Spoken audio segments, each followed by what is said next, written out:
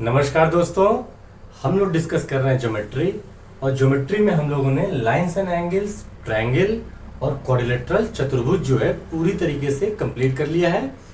अभी जो है हम लोग पॉलीगन डिस्कस करेंगे, इसके बाद सर्किल और फिर उसके बाद पूरी ज्योमेट्री हम लोग की कंप्लीट हो जाएगी। तो अभी हम लोग डिस्कस करेंगे पॉलीगन, बहुभुज। तो सबसे पहले समझते हैं कि बहुभुज पॉलीगन होता क्या है ना। तो देखो, पॉली का मतलब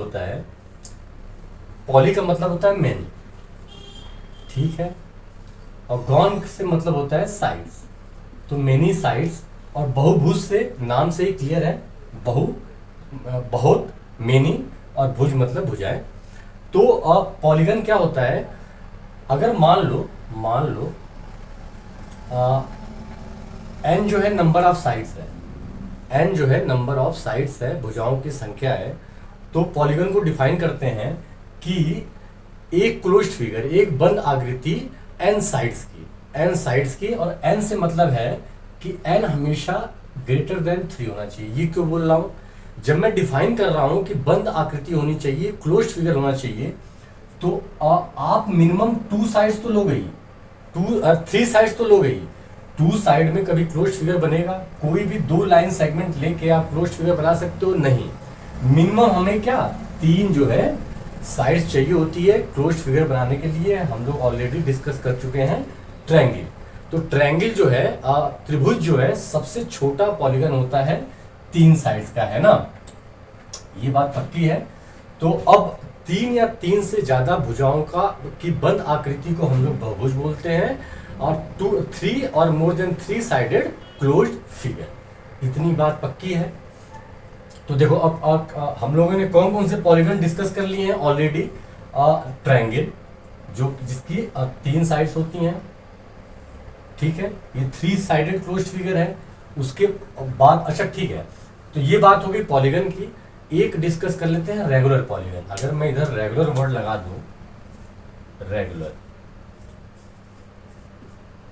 से मतलब होता है इक्वल, है ना, इक्वल, ठीक है।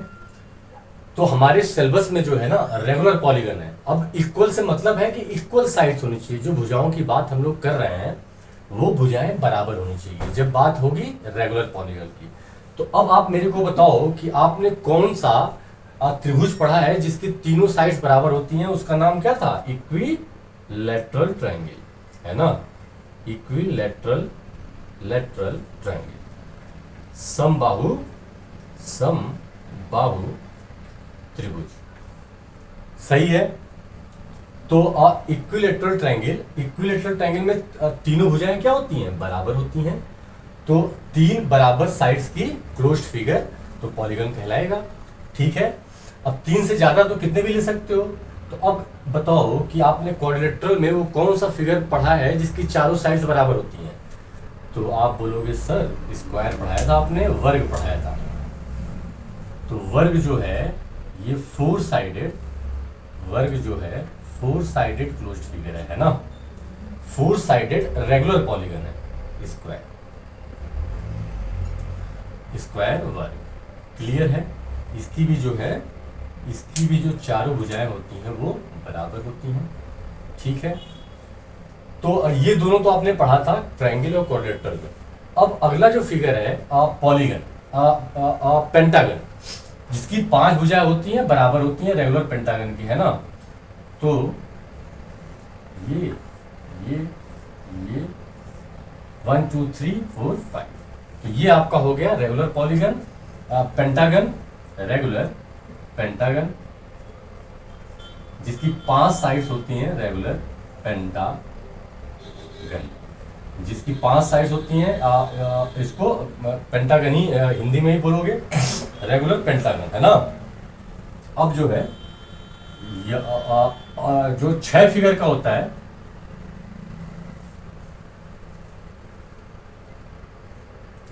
तो ये 5 बराबर भुजाओं की बंद आकृति को क्या बोलोगे? Regular pentagon.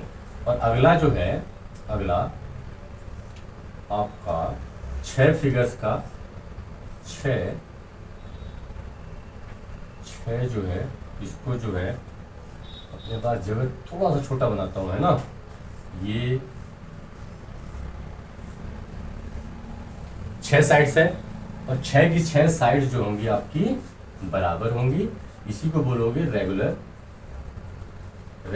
हेक्सागन। ठीक है ना। Regular hexagon समषटभुज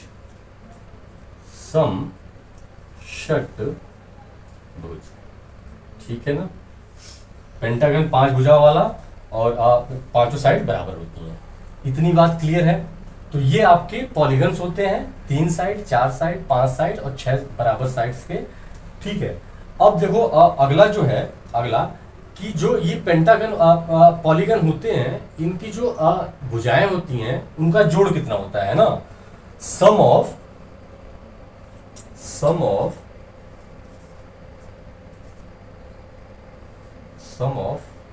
internal angles. हम लोग अब जो है ये सारे फिगर्स डिस्कस कर लिए। अभी जो है अब इन पॉलीगन्स के जो इंटरनल एंगल्स होते हैं, अंतःकोण होते हैं ना, अंतःकोण होते हैं, जो अंतःकोण होते हैं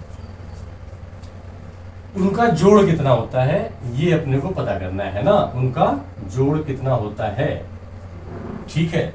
सम of internal angles of regular polygon है ना, पॉलीगन। ठीक है। सम बहुभुज, रेगुलर पॉलीगन की जब बात हो जाएगी तो यहां पे आप सम लगा दोगे, है ना, सम बहुभुज। तो सम बहुभुज में जो अंतःकोण के जोड़ होते हैं वो कितने होते हैं। तो अब ये कैसे निकालेंगे, तो एक एक करके देखते हैं। देखो ट्रायंगल में हम लोग ऑलरेडी पढ़ चुके हैं कि 180 डिग्री जो है इंटरनल, तीनों एंगल्स का जोड़ जो है क्या होता है 180 डिग्री। अगर ये ए है, ये बी है, ये सी है, तो angle A plus angle B plus angle C आपका हमेशा ही 180 डिग्री आता है। ये हमने ऑलरेडी देख लिया था। ठीक है। अब आ जाओ इसमें, तो अपने को पता है कि 360, लेकिन देखो इसको अलग तरीके से थोड़ा सा देखो, अलग तरीके से देखो। ये जो है देखो क्या है, ये वर्टेक्स पकड़ो, इस वर्टेक्स से डायगोनल ड्रॉ करना है अपने को। तो देखो डायगोनल जब ड्रॉ करते हो तो जो इसके पड़ोसी होते हैं ना, पड़ोसी वर्टेक्स होते हैं, उनको छोड़ दिया जाता है, बाकी सारों को आप मिलाओगे तो डायगोनल बनेगा, है ना। तो अगर ये वर्टेक्स उठाते हो तो इन दोनों को छोड़ देना है और ये आपका हो गया, है ना, डायगोनल है। अब तो देखो ये डायगोनल जो है इस फिगर को 2 पार्ट में डिवाइड कर रहा है। तो देखो अगर मान लो ये एंगल 1 है, ये एंगल 2 है, ये एंगल 3 है, ये एंगल 4 है, ये एंगल 5 है, ये एंगल 6 है। सही है ना। अब देखो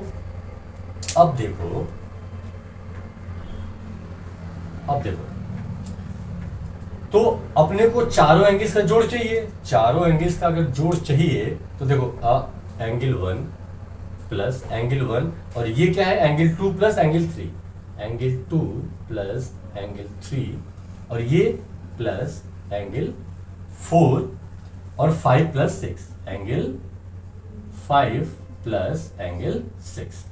सही है। यही इसके चारों एंगल्स का जोड़ होगा। ठीक है। अच्छा अब मैं पूछूं आपसे कि angle 1 plus angle 2 plus angle 6, angle 1 plus angle 2 plus angle 6 कितना होगा। तो ये एक ट्रायंगल है, ये एक ट्रायंगल है, तो 180 डिग्री होगा, 180 डिग्री होगा। ठीक है। अब जो है ये ट्रायंगल देखो, angle 3 plus angle 4 plus angle 5 इस ट्रायंगल में है ना। तो angle 3 plus angle 4 plus angle 5 कितना होगा 180 degree. Angle 3 plus angle 4 plus 15 तो ये कितना होगा 180 डिग्री। ठीक है। तो दो 180 डिग्री आए, इन्हीं दोनों को जोड़ दोगे तो आपका सम आ जाएगा। तो देखो इसको मैं कैसे लिख सकता हूं, इसको मैं लिख सकता हूं कि 2 इंटू 180 डिग्री, 2 इंटू 180 डिग्री। ठीक है। और जो है इसको लिख लेता हूं 1 इंटू 180 डिग्री। कोई समस्या नहीं है, कोई समस्या नहीं है। अब इस पे आ जाओ इसमें क्या होगा फिर देखो, अब ये वर्टेक्स पकड़ोगे अगर तो इन दोनों वर्टेक्स को छोड़ दोगे, इन दोनों शीर्षों को छोड़ दोगे, और जो बाकी वर्टेक्स होंगे वो डायगोनल बनाएंगे। तो देखो ये और ये, है ना। अब ये पूरा फिगर जो है, पूरा फिगर देखो, इस फिगर में हम लोगों ने एक कंक्लूजन ड्रॉ कर लिया कि अगर दो ट्रायंगल हैं तो 2 × 180, क्योंकि एक ट्रायंगल का सम 180 डिग्री होता है। यहां आपके 3 ट्रायंगल बन रहे हैं, तो क्या लिख लोगे, 3 × 180 डिग्री, 3 × 180 डिग्री, ठीक है। और यहां पे आप 3 × 180 डिग्री, सही है। या इसको मैं नीचे लिखता हूं, 3 × 180 डिग्री, ठीक है। अब आ जाते हैं इस पे, इसमें फिर से ये वर्टेक्स पकड़ो, इन दोनों को छोड़ दोगे, इससे मिलाओगे, एक ये वर्टेक्स है और एक ये, 1 2 3 4 ट्रायंगल बने। तो इसको हम लोग लिख सकते हैं 4 × 180 डिग्री, सही ना। अब देखो क्या है, अब ध्यान से देखना, जब हमने ट्रायंगल लिया तो 1 × 180 डिग्री है, तो 3 भुजाएं हैं इसकी, तो इसको मैं ऐसे लिख सकता हूं, इसको मैं ऐसे लिख सकता हूं, 3 साइड्स हैं -2, 1 को जो है मैंने 3 - 2 लिख दिया, और ये 180 डिग्री, कोई समस्या नहीं है, ठीक है। यहां 4 साइड्स हैं, तो इसको मैं क्या लिख दूं, 4 - 2 × 180 डिग्री, कोई समस्या नहीं है। अब यहां जब 5 साइड्स हैं, तो 5 - 2, सब में जो है, जो भी नंबर ऑफ साइड्स हैं उसमें हम लोग 2 माइनस कर रहे हैं, अगर आप नोटिस करो तो अब यहां पे 6 साइड्स थी, तो 6 - 2 180 डिग्री, सही है। तो यहां से आपने कंक्लूजन क्या ड्रॉ किया, कंक्लूजन ये ड्रॉ किया कि अब जो भी हमारा पॉलीगन है, जितनी भी साइड्स हैं, उससे आप 2 माइनस कर रहे हो और 180 से इंटू कर दे रहे हो। तो अगर मैं पूछूं कि अगर मान लो कोई पॉलीगन है जिसकी n नंबर ऑफ साइड्स है, तो उनका जोड़ कितना होगा, तो आप बोलोगे कि सर n, उसमें से आप 2 घटा दो और इंटू 180 कर, सही है ना। जो भी साइड्स हैं उसमें से 2 घटाएंगे, 180, यही जो है अंतः कोणों का जो जोड़ होता है ना, अंतः कोणों का जोड़ जो होता है, सम बहुभुज का, वो n - 2 180 डिग्री होता है। इसको आप ध्यान रखोगे, आपके एग्जाम में प्रश्न आता है, n नंबर ऑफ साइड्स दे देगा, कुछ भी दे देगा, आपसे पूछेगा कि आप बताओ कि सम ऑफ इंटरनल एंगल्स क्या होते हैं, अंतःकोणों का जोड़ क्या होता है, n की वैल्यू रखो, आंसर, सही है। अब आगे बढ़ते हैं, अच्छा यहीं पे अगर मैं पूछूं कि एक एंगल कितना होगा, ठीक है ना, ईच एंगल, प्रत्येक कोण कितने होंगे पॉलीगन के बहुभुज के, तो कैसे निकालोगे। देखो, हम लोगों ने जोड़ तो निकाल लिया ना, अगर n साइडेड पॉलीगन है तो n - 2 180 डिग्री। अगर हमको एक एंगल निकालना है, ईच एंगल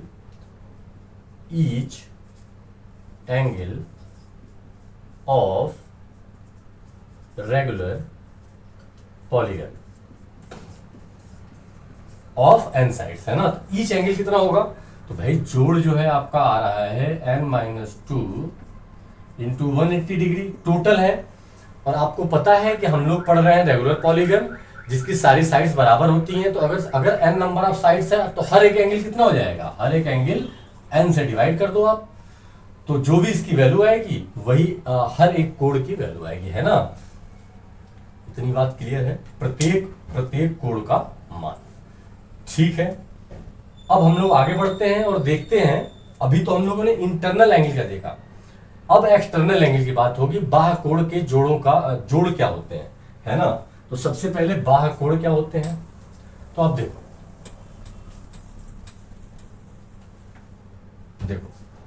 अब मैं ट्रायंगल लेता हूं जो सबसे छोटा पॉलीगन है, 3 साइड्स का, है ना, 3 साइड्स का सबसे छोटा पॉलीगन है, ठीक है। तो अगर ये इंटरनल एंगल है, तो एक्सटर्नल एंगल क्या होगा, इसको आप बढ़ाते हो, इसको आप एक्सटेंड करते हो और ये जो है एक्सटर्नल एंगल हो जाता है।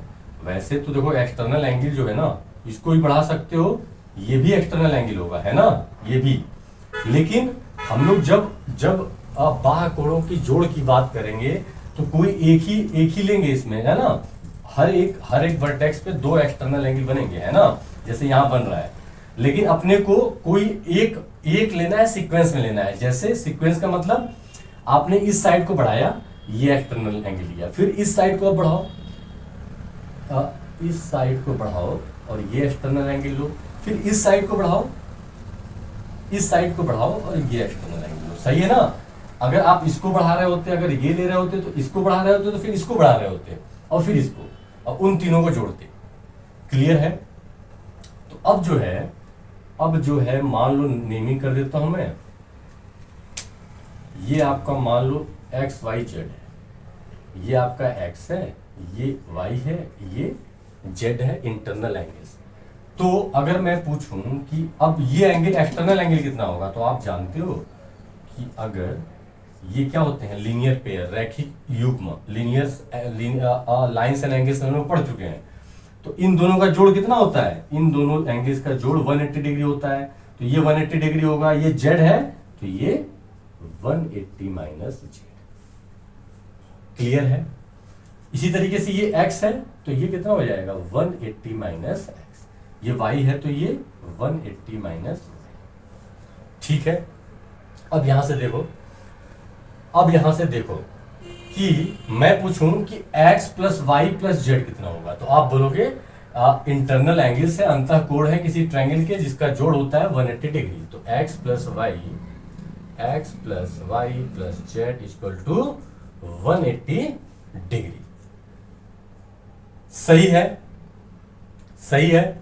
तो अब मैं पूछूं कि अब अपने को निकालना क्या है, अपने को ये एक्सटर्नल एंगल का जोड़ निकालना है, एक्सटर्नल एंगल का जोड़ निकालना है।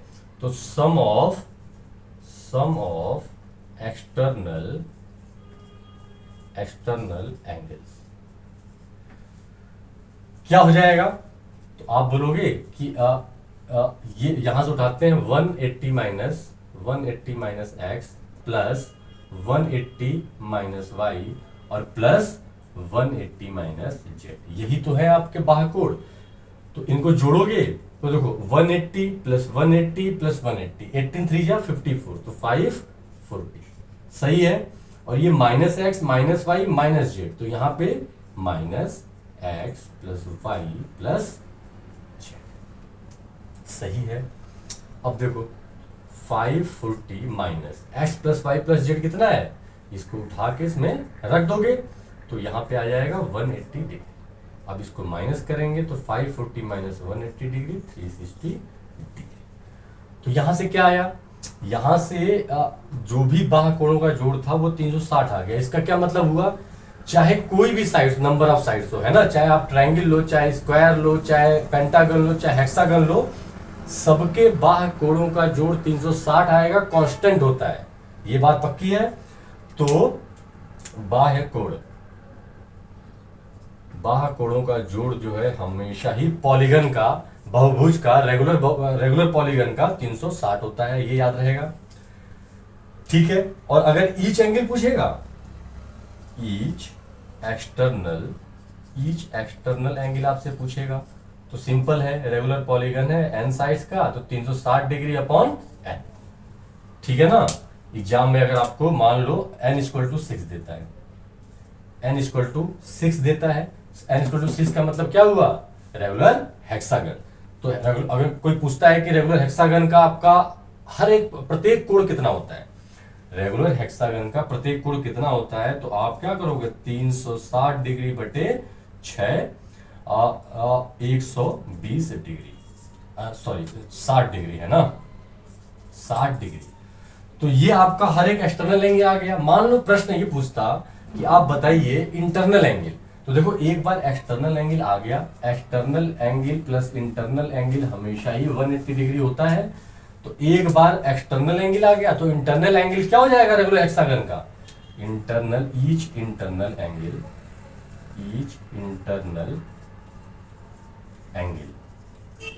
ऑफ रेगुलर हेक्सागन, क्योंकि यहाँ पे 6 साइड दिया था प्रश्न में, तो एक तरीके से रेगुलर हेक्सागन के एक्सटर्नल एंगल जो होते हैं 60 डिग्री होते हैं और इंटरनल 180 माइनस 60। देखो यही है ना आपका रेगुलर हेक्सागन, ये है ठीक है ना। तो हमारा आया एक्सटर्नल एंगल जो है 60 आया, ये चीज 60 आई, तो इंटरनल एंगल कितनी हो जाएगी 120 डिग्री, तो यहाँ पे 120। क्लियर है। तो हम लोगों ने इंटरनल एंगल्स और एक्सटर्नल एंगल्स, अंतःकोण और बाह्य कोणों के जोड़ को अच्छे से देख लिया है ना। अब जो है एक और बचता है अपना नंबर ऑफ डायगोनल्स आता है कि किसी भी पॉलीगन में, किसी भी बहुभुज में विकर्णों की संख्या क्या होती है, तो उसको देखते हैं। नंबर ऑफ डायगोनल्स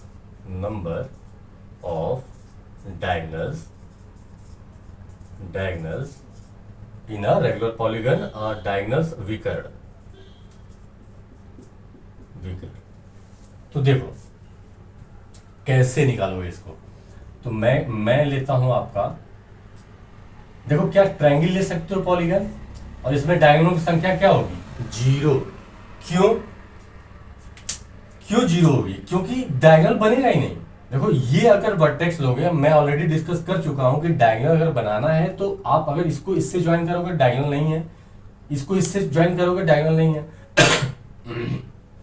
क्यों, आपको पड़ोसी जो है, शीर्ष जो है वर्टेक्स, उनको छोड़ना होता है ना, बाकी कोई वर्टेक्स बचा ही नहीं, तो इसलिए इसमें डायगोनल पॉसिबल ही नहीं है। अब इधर देखो, मान लो स्क्वायर लेता हूं, तो अब आप क्या करोगे, ये वर्टेक्स लोगे, पड़ोसियों को छोड़ दोगे, एक बचा इसको मिलाओ, ये डायगोनल हो गया, ठीक है। इसी तरह ये वर्टेक्स लो, पड़ोसियों को छोड़ दो, ये डायगोनल हो गया, ठीक है। ये वर्टेक्स लो, ये ऑलरेडी है, ये वर्टेक्स लो, ये ऑलरेडी है ना। तो देखो क्या हो रहा है कि इसमें 4 साइड्स हैं टोटल। अगर इस वर्टेक्स को पकड़ा जाए, तो ये कितना डायगोनल, इस वर्टेक्स से कितना डायगोनल आ रहा है 1, हर एक वर्टेक्स से, इससे एक, है ना। हर एक वर्टेक्स से एक डायगोनल आ रहा है, और साइज कितनी है टोटल 4 है। तो कह सकते हैं कि 4 माइनस 3, 4 अगर साइड्स हैं तो एक वर्टेक्स से एक डायगोनल, मतलब 4 माइनस 3, मतलब 3 जो वर्टेक्स है ना आपके, 3 वर्टेक्स का कोई मतलब नहीं है, ठीक है। तो एक वर्टेक्स से 4 माइनस 3, तो 4 वर्टेक्स से कितना, 4 वर्टेक्स से आप 4 इंटू कर दोगे, ठीक है। लेकिन आप देखो जो इस वर्टेक्स से डायगोनल आया था वही तो इस वर्टेक्स से डायगोनल आया, मतलब रिपीट हो जा रहे हैं, इसलिए बाई 2 लगा दिया जाता है, ठीक है। अभी और समझते हैं, मान लो मैं पेंटागन ले लेता हूं, ठीक है, ये पेंटागन ले लेता हूं मान लो। अब फिर से वही कहानी, इस वर्टेक्स को पकड़ेंगे, इन दोनों को छोड़ देंगे, तो 2 डायगोनल हमें मिल गए, यहाँ पे, ठीक है। इसी तरह आप इस वर्टेक्स को पकड़ोगे, तो देखो पड़ोसियों को छोड़ देंगे, ये है आपका डायगोनल, एक ये है। इसी तरह से ये पकड़ोगे तो इसको छोड़ दोगे, ये 2 डायगोनल मिल रहे हैं। इसका मतलब हर वर्टेक्स से आपको 2 डायगोनल मिल रहा है। साइज कितनी है 5 है, तो 5 माइनस 3, ठीक है। हर वर्टेक्स से इतने डायगोनल्स मिल रहे हैं, 2 मिल रहे हैं ना। तो वर्टेक्स कितने हैं 1 2 3 4 5, तो 5 से इंटू कर दोगे तो इतने डायगोनल्स। लेकिन इस वर्टेक्स से जो ये डायगोनल गया था, जब आप इस वर्टेक्स से देख रहे होगे 2 डायगोनल, तो देखो रिपीट हो जा रहा है ना, डायगोनल तो एक ही लोगे ना, ये चाहे यहां से लो चाहे यहां से लो। इसी तरह यहां से भी रिपीट हो जाएगा, यहीं से गया हुआ है, हर एक डायगोनल रिपीट हो रहा है, इसका मतलब बाई 2। बात समझ में आ रही है।